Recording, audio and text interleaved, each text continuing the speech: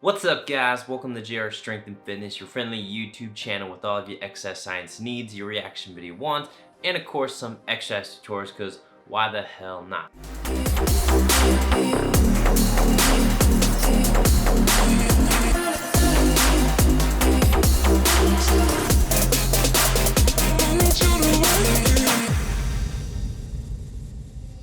You can say hello, but I don't need you to like.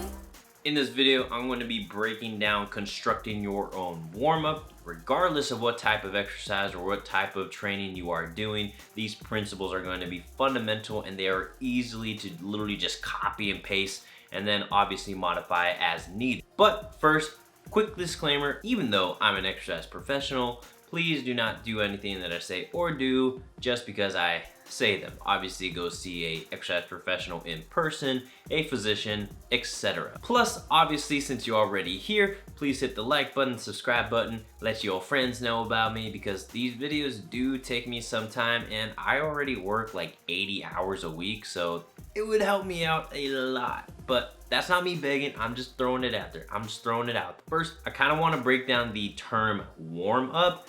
Technically, I don't really like using that word. Most people know what that word means, but for the most part, I call it a prep.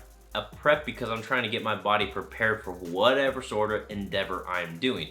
A warm-up, what it technically sounds like, is technically in the prep. I'm warming up for everything else I'm about to prepare, and then I can get into my whole training and all the other stuff. Obviously, it is important to warm up, to prep for whatever sort of training you are doing, especially if it is high intensity, heavy weight, a lot of movement, whatever it might be, you need your body to be prepared. We go from 0 to 100 a little too quick, something wrong could happen. We want to build up to that. You go from couch to sprinting, something's not gonna go right. We don't want any of that pulled muscle crap. We don't want any sort of lagging in the core, shoulder mobility, whatever it might be. And we want the most out of our workouts. We want to be the most explosive, the strongest, and just move better. So that is what your prep is all about. Regardless of what sort of training status you are, you need a prep. There are technically multiple different ways you can structure a warm-up or prep, but I tend to use the fundamental ramp.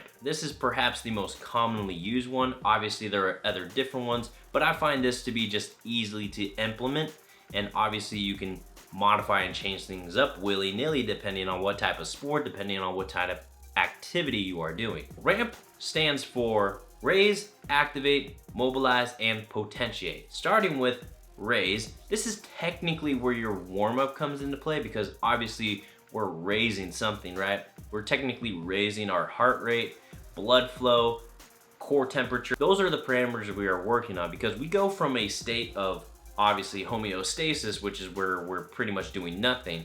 Obviously heart rates are low, blood pressure is controlled, everything is good. We're just waiting for nothing. And then all of a sudden we're just gonna jump into an activity, exercise, and all of a sudden all those parameters just skyrocket. When it comes to raise, we tend to keep this very, very simple, whether it's 2 minutes, 5 minutes, etc. Just a few minutes of just some sort of aerobic or movement-based activity, just for the sake of getting the heart rate going, just for the sake of getting blood flow moving, especially if it's cold, especially if you've been sitting down at the computer, on the couch all day. Just simply moving will be a good start regardless of the training and the rest of the prep. And keep these simple movements as well. Bike, row, maybe running, jogging, walking, jump roping, really, really simple, whatever it might be. And then we get to A. This is your activate. So I technically have 3 areas of the body that I prioritize. Obviously, we can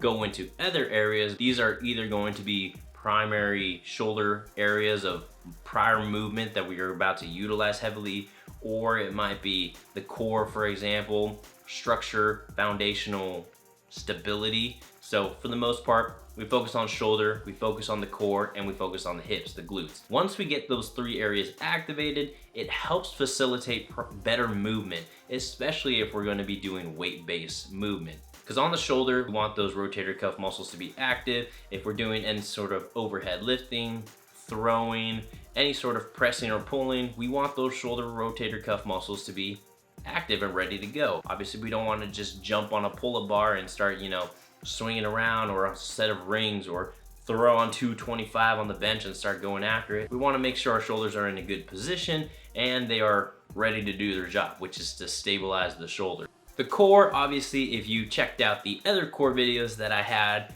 pretty much you're just trying to create stability in those deep local stabilizers, the global stabilizers, so that when you do some sort of dynamic movement, those muscles are doing their job. Those deeper core muscles are ready to go. We're talking about TVA, the multifidus. We're talking about even diaphragmic breathing. We're talking about obviously hip flexors, glute medius, like all those muscles. Just get them a little warmed up, get them prepped up. 2 sets of 12, 2 sets of 20, 1 set of 50. I'm kind of joking about that, but for the most part, you kind of get it. We're trying to get some reps in, trying to get them a little bit activated and ready to go.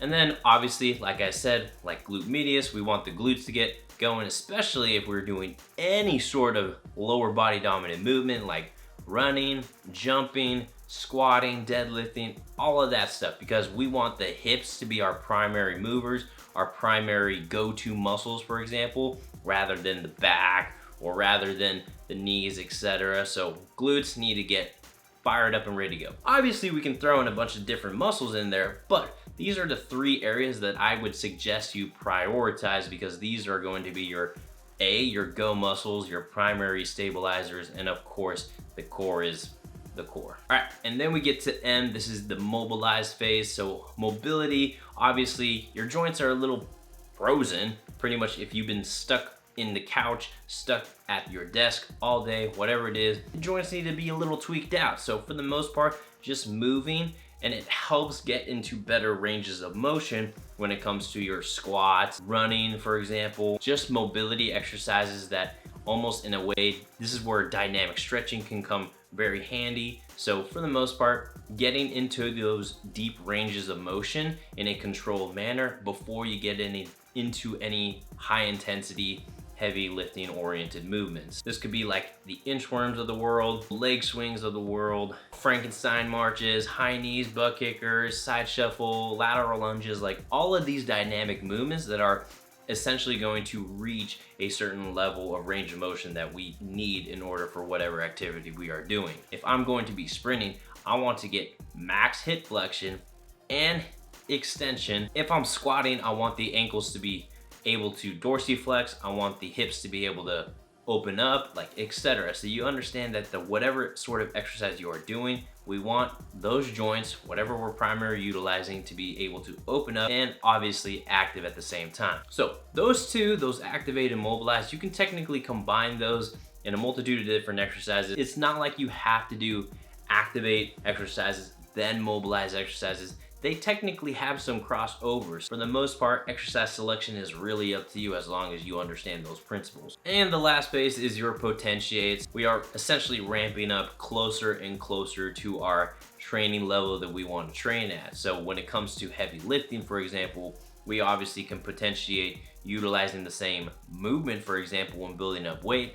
When it comes to very explosive movements like sprinting, jumping, we can have derivatives or ballistic exercises that mimic that same movement pattern in a controlled manner. Maybe it can be like at a 70% intensity, then 90% intensity, and then we get closer and closer to our 100%. Or if we're doing some sort of Olympic style, just moving those Olympic movements with an empty barbell, for example. They are exercises that are going to help stimulate the nervous system in order to perform better at these movements. Again, it's really all over the place as far as what exercise you can use, but for the most part, choose exercises that are going to mimic the movement patterns you are doing, that are going to help further stimulate those muscles that you want to be engaged. Like for example, on the deadlift, we want our glutes to be primary movers instead of the lower back. So I could probably throw in some ballistic kettlebell swings in there. On the squat, I want to be very explosive at the bottom, for example, so I'm going to throw in some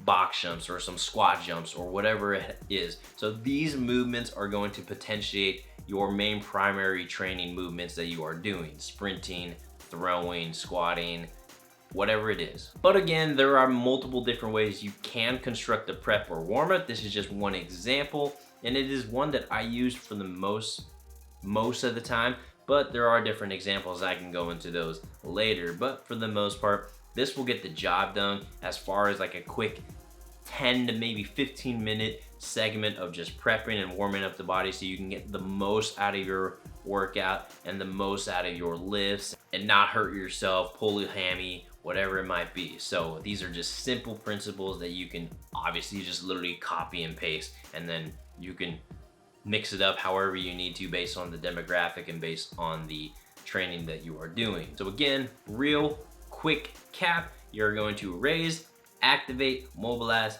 then potentiate. And that's pretty much a simple prep warm-up for you. All right guys, so hopefully you enjoyed the video. Obviously I can go into more depth, but I'm gonna try to keep these relatively short. So if you haven't yet, please hit the like button, subscribe button, let your friends know about me, and until next time.